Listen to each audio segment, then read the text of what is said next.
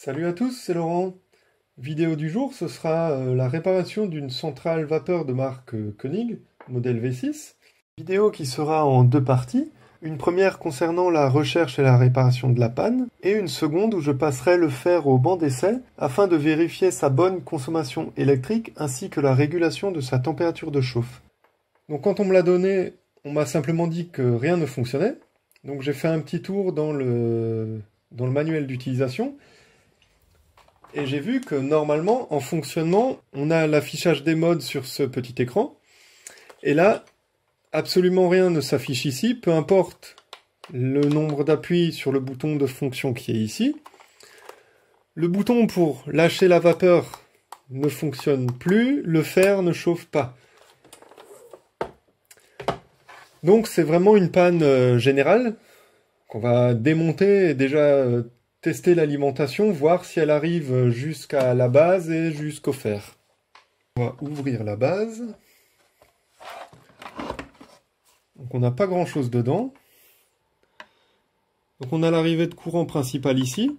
On voit que ça rentre dans cette plaquette qui est un filtre de suppression des interférences.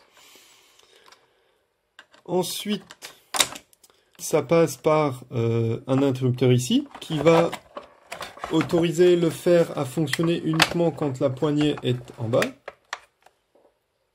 On a la pompe à eau ici qui va permettre d'envoyer la vapeur dans le fer. Et on a la conduite d'eau qui part vers le fer et une alimentation électrique pareil qui part vers le fer. Bon, donc c'est parti, on va brancher et essayer.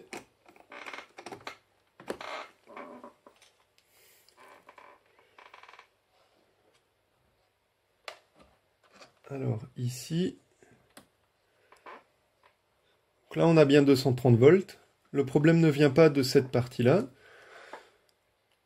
On va ouvrir le fer et voir ce qu'il y a dedans.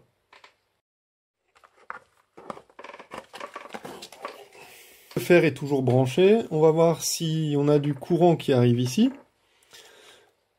On voit qu'on a 4 fils ici. Donc on a l'arrivée 230 volts sur les 3 ici. Et le quatrième, le noir, c'est simplement le retour d'information pour envoyer la vapeur. Donc le fil qui reçoit 230 volts quand la pompe doit se mettre en route dans la base. Donc l'arrivée électrique principale doit se faire sur ces trois-là. Donc on va tester.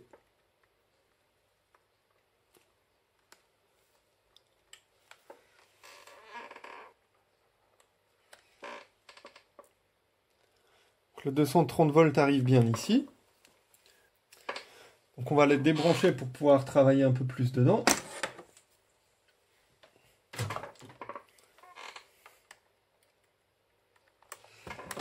On n'a plus de tension. Alors pour pouvoir tester plus loin, il faudra démonter plus parce qu'on voit que le fil bleu ici, il part directement en dessous dans la semelle du fer à repasser. Il part là. Donc je vais démonter tout ça et on va voir ce qui se cache en dessous.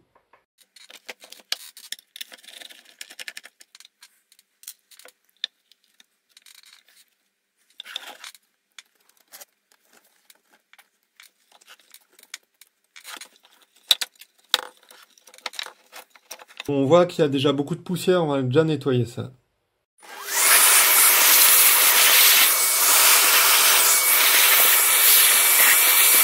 Donc c'est déjà mieux de travailler comme ça.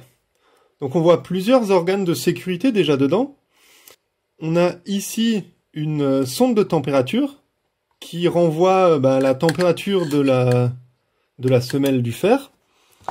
Ce sont les deux petits fils ici. Et on en a une autre ici, qui n'est pas vraiment une sonde de température. C'est plutôt une sonde de température fusible. Et son rôle, c'est de se couper quand on dépasse une certaine température. Et on voit que on retrouve ici notre fil bleu qu'on avait avant, donc l'arrivée principale d'électricité, qui arrive ici, qui passe dans cette résistance fusible, et qui ensuite va alimenter la résistance chauffante qui se trouve dans la semelle, via ces deux connexions-là. Et en même temps, on a un fil noir qui repart ici, qui va alimenter le reste du fer. Donc on peut déjà voir si elle n'est pas coupée. Donc pour ça, on la dévisse.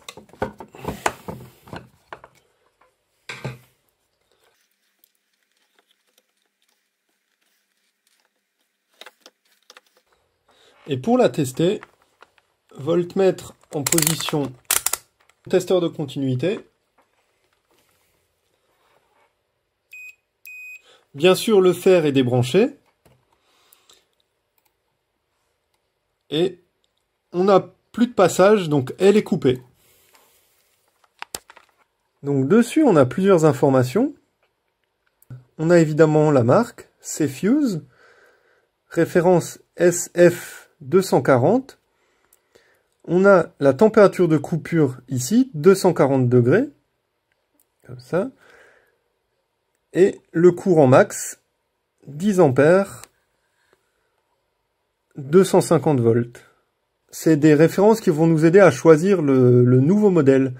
Il faut qu'il supporte 10 ampères et qu'il se coupe à 240 degrés. Donc je reviens à l'instant de chez mon fournisseur habituel. J'ai acheté donc un nouveau fusible thermique. Celui-là par contre qui est à 245 degrés. 250 volts et toujours 10 ampères. Voilà. Donc bien vérifier avoir les mêmes caractéristiques. Alors la seule différence, c'est que celui-là, on voit qu'il va se déclencher à 245 degrés. Mais en soi, ça pose pas de problème. Son rôle dans le fer à repasser, c'est uniquement d'éviter une grosse surchauffe. Avant de le mettre en place, on va quand même l'essayer.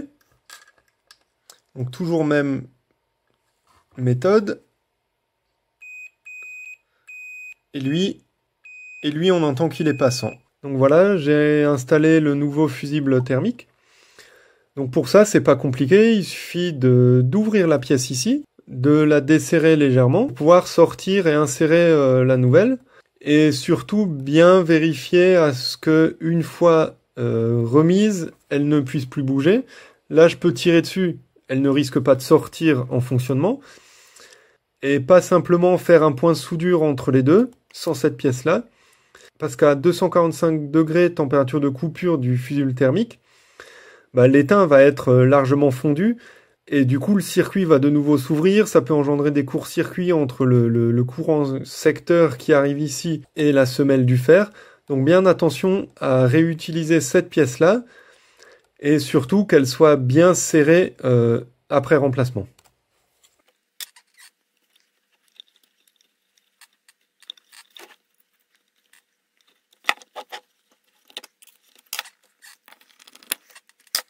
On va vérifier que le fer fonctionne bien. Donc pour ça, je rajoute ici un wattmètre. Donc on peut connaître instantanément la consommation du fer à repasser. Et en même temps, on va contrôler la température de la semelle pour être certain qu'il n'ait pas de défaut. Parce que rien ne dit que ce fusible thermique n'a pas sauté parce que le fer a trop chauffé. Donc ça, on va le vérifier. On va le brancher.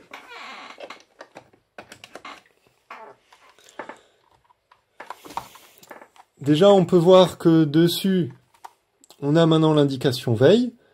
Et en appuyant, on passe d'un mode à l'autre.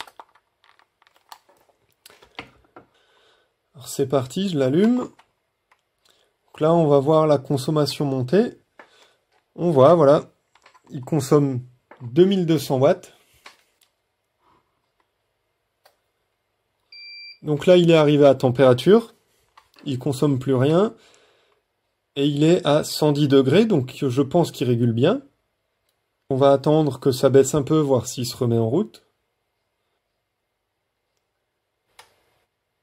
Voilà. On peut voir sur le wattmètre qu'il est reparti. Très peu de temps, et il est de nouveau à peu près 110 degrés. On va changer de mode, on va le faire chauffer le plus haut possible. C'est parti. Donc il consomme 2200 watts. Il est en train de chauffer.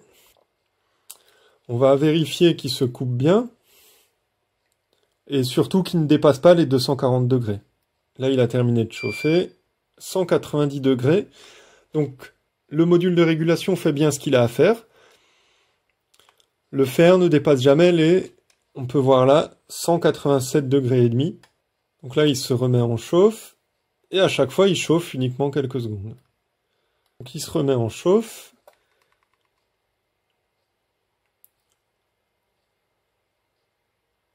Et il dépasse difficilement les 200 degrés.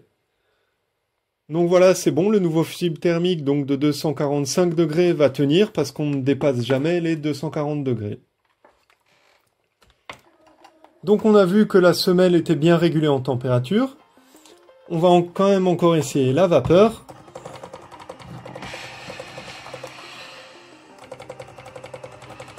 Tout fonctionne bien. Il n'y a plus qu'à l'utiliser.